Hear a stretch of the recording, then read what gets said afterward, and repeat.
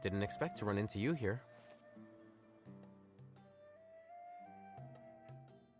Альхайтама, what are you doing here? And what are you reading? Are those? Sachin's notes? Yeah. I came across his profile while I was organizing some documents and became interested in his research. If it wasn't for that, I never would have agreed to being a commentator. I had a hunch after seeing the fragment of his mind, and sure enough, I came here and found his research. Wait, so you've read it already? Are you alright? How do you feel? I think you may have misunderstood something. The reason Sachin chose that architect to inherit his research was that only he could really empathize with both the calamity and the humanity that these notes seek to convey.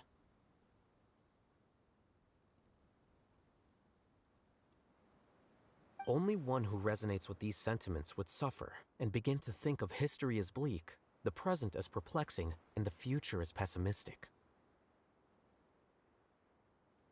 Empathy is a double-edged sword. Clearly, I am not the same sort of person as Sachin was.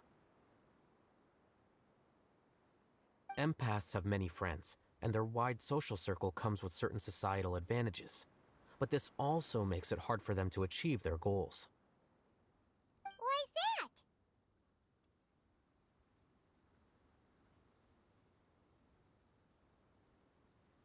All important things in life involve other people. As such, it's extremely difficult to live a life that causes no harm whatsoever to others. If you really want to achieve your goals, you have to be prepared to make enemies along the way. Not everyone can deal with that reality. And that reality is like the material here: objective, heavy, negative. But at the end of the day, for all these experiment results and conclusions, it's just one person's perspective: Sachin's. So, what are your thoughts now that you've read it? As a scholar, Sachin was without a doubt a genius. He laid the blame for the darkness in the world squarely on humanity, experimented extensively with reliable results, and drew logical conclusions. In that sense, one might say his views were correct. So, people are bad? And things can only ever get worse? All of that's true? That is not a question for me to answer. Someone else will arrive shortly. You can ask them instead. All I will say is that the world is not built on correctness alone. Sometimes, being correct means nothing at all.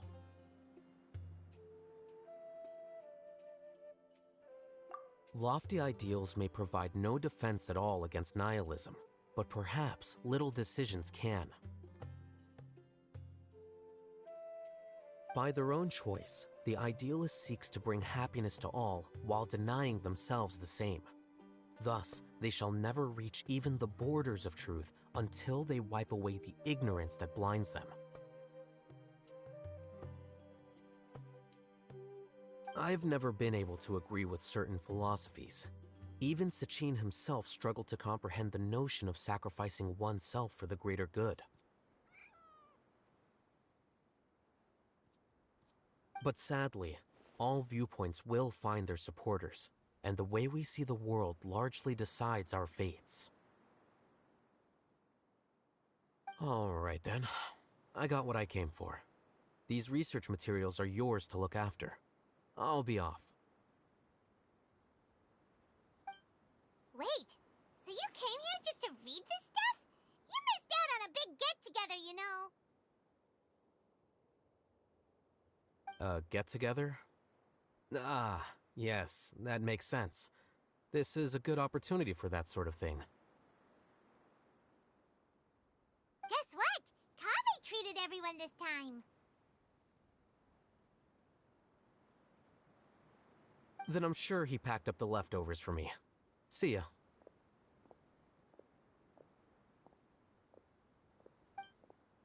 And there he goes. Well, it seems like he really wasn't affected by this research.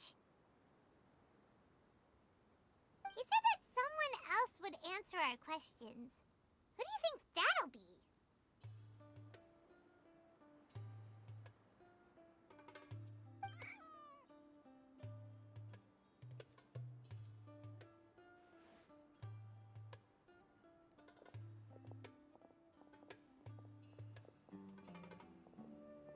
Traveler, Paimon, you're already here.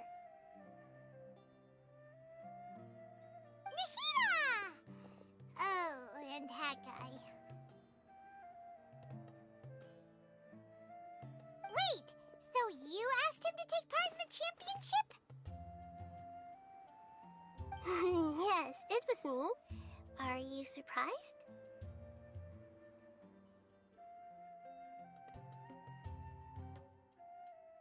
Did you know that there was something wrong with the diadem from the start? And if so, why didn't you switch it out for another one? Because Sachin's research is not mistaken. He spent his entire life researching this topic, and these materials are a result of that. These are the crystallization of his wisdom. Yes, I was worried that the material might cause some disruption, but I didn't want to wipe away all his hard work searching for the truth. So instead, I had Hat Guy here help me keep an eye on things. Seriously? I think you can stop calling me that now. Why? Don't you like it?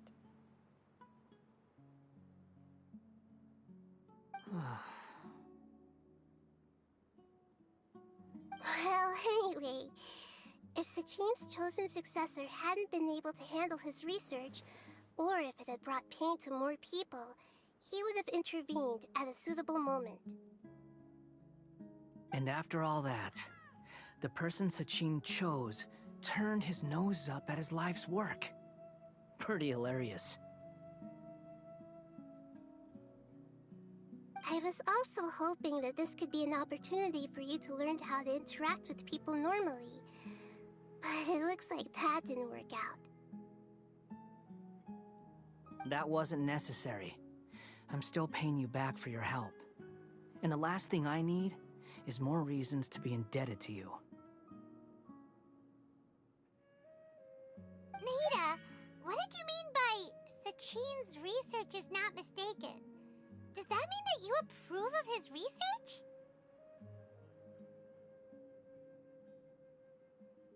Put it this way instead. Truth to me is like a shroom borer. Some people only see the mushroom on the shroom borer's back, and they conclude that the shroom borer is a mushroom. Others see only the shroom borer's body, and they declare that the shroom borer is a boar. Still others look deeper inside, and determine that the shroom borer is meat. These conclusions are all correct in their own way, but none of them objectively describe the shroom borer. Paimon kinda gets it, but also not really. The world is the same way. No one, not even I included, can understand it in its entirety. All of us are somewhere on the path toward truth. Within the confines of our limited knowledge, some may blindly believe in the beauty of this world, and others may focus only on its evils. In truth, the most important thing isn't what state the world is in now, but what people hope it will become. But of course, I don't mean that as a criticism or a call to action. Ultimately, my duty as the God of Wisdom is to guide every form of wisdom to a place where it can find its purpose. That was a long speech. So what are you actually going to do with these research materials? Because Kaveh, as the successor of this research, does not wish to see these ideas disseminated, I will seal it up. But even though Sachin's research could be considered negative wisdom, it is still a building block of the truth. If someone wishes to follow in his footsteps in the future, I will not stop them. I also look forward to the day that a member of the Vahumana Darshan can not only comprehend his theories, but also find a way out from the despair as well. Vahumana doesn't have that kind of talent. Wait, you're not intending to keep me in Vahumana long term, are you? I don't remember signing up to become a scholar. Don't you think I'm useful enough to you as a prisoner? Oh boy, here we go again.